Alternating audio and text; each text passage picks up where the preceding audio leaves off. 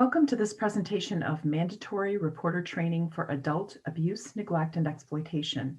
In this session, you will learn the basics of being a mandatory reporter, along with your responsibilities as a mandatory reporter.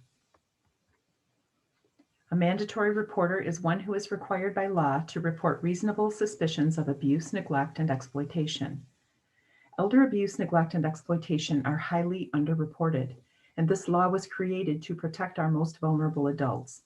Individuals who are considered mandatory or mandated reporters are more likely to witness or suspect that abuse, neglect, and/or exploitation has taken place. Therefore, mandatory reporters have an obligation to report their suspicions. Mandatory means you must report. There are penalties for mandatory reporters who do not report. More information about this is available on a resource slide at the conclusion of this presentation. Who is a mandatory reporter? Those employed, licensed, registered, or certified to provide, or employees of an agency licensed to provide the following services: healthcare, education, social welfare, mental health, and other human services. This means that everyone who is licensed, registered, or certified, even if unemployed, is still a mandatory reporter. And if you are employed by an agency licensed to provide these services, no matter what your job title is, you are a mandatory reporter. If you don't know if you are a mandatory reporter, check with your employer or licensing certification agency. Healthcare service workers include, but are not limited to, physicians, nurses, physician's assistants, psychologists, licensed professional counselors, aides, dentists, dental hygienists, licensed EMS providers, hospital administrators and staff in long-term care settings. Everyone who is providing healthcare services is a mandatory reporter, regardless of whether they are in a home setting or are employed by an organization. Educational service workers who are mandatory reporters include, but again, not limited to, teachers, school administrators, school counselors, social workers, employees of educational service providers. Please note that there are students over age 18 who may be considered vulnerable adults.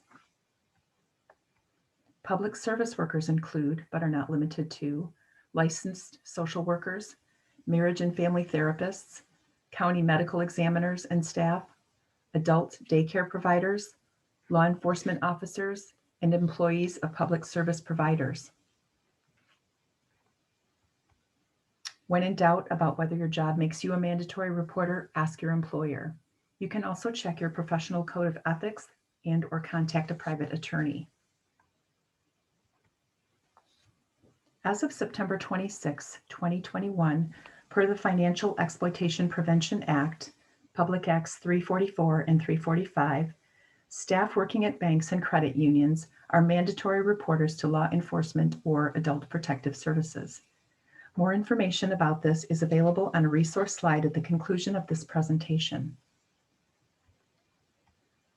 Attorneys, long-term care ombudsmen, and clergy are all exempt from being mandatory reporters for adult abuse, neglect, and exploitation due to confidentiality. There are several reasons why reporting is so important. To name a few, it can make a difference in that person's life. It can prevent further maltreatment, and support and services can be made available to assist the vulnerable adult. Some have expressed concerns about reporting. They may feel as though they are interfering in someone else's life, but if you don't, who will? Others may be concerned about causing someone to be moved out of their home, but the bigger concern here is, what if a vulnerable adult continues to be hurt? And some are concerned that their identity will be revealed when making the report. But when making a report to APS, the referral source, including the person's name, is kept confidential. Who is a vulnerable adult? A person who is 18 or older and has mental or physical impairment or advanced age and is unable to protect him or herself from abuse, neglect, or exploitation. Adult Protective Services, or APS, is a social services program provided by state government serving older adults and adults with disabilities who need assistance because of abuse, neglect, or exploitation, collectively called maltreatment. APS is limited in what they can do by state laws, available resources, and often by what the person will allow. Every action taken by APS must balance the duty to protect the safety of the vulnerable adult with the adult's right to self-determination. All persons with capacity have the right to choose their own values, principles, and lifestyles. Further, it is assumed a person has capacity unless a probate court decides otherwise. Note, capacity is an ability to comprehend both the nature and consequences of one's actions.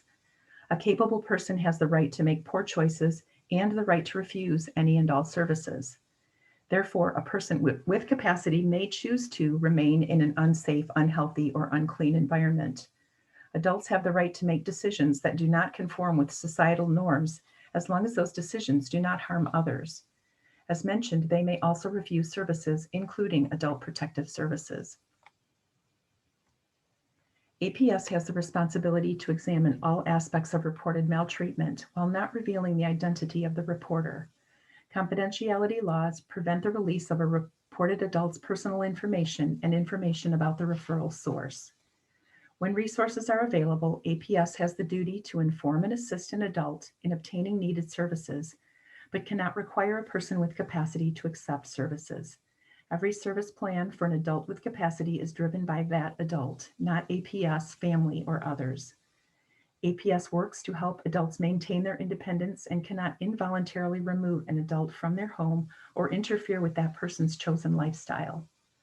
When a report is received involving an adult, required information you will be asked includes the name of the adult, the address where they are living, a description of the abuse, neglect, or exploitation, and the cause and manner of the alleged abuse, neglect, or exploitation.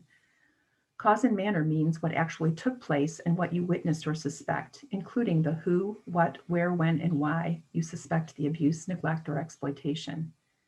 Information, if available, includes the adult's age and date of birth, contact information of next of kin, others residing in the home and their relationship to the adult, and the alleged perpetrator.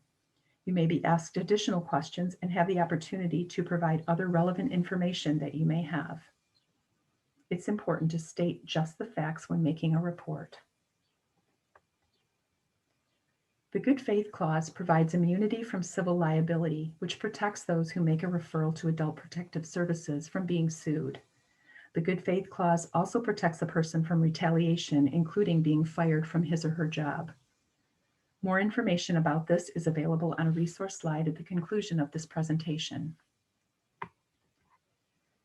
Failure to report suspected abuse, neglect, or exploitation could result in a civil fine of up to $500 and/or being civilly liable for damages caused by your failure to report. Further, there are potential licensing penalties if a mandatory reporter fails to report suspected abuse, neglect, and/or exploitation of a vulnerable adult. It takes courage to stand up for vulnerable adults, and your efforts are appreciated. Remember, you are just reporting the facts of any incidents, behaviors, or conversations that may be signs or symptoms of abuse, neglect, or exploitation. You usually won't see these things happening. You will more likely see physical and/or emotional signs and symptoms. Most of the time, these signs won't be 100% clear. However, reporting them will ensure the greatest safety. It's up to the investigators to determine if abuse, neglect, or exploitation has occurred.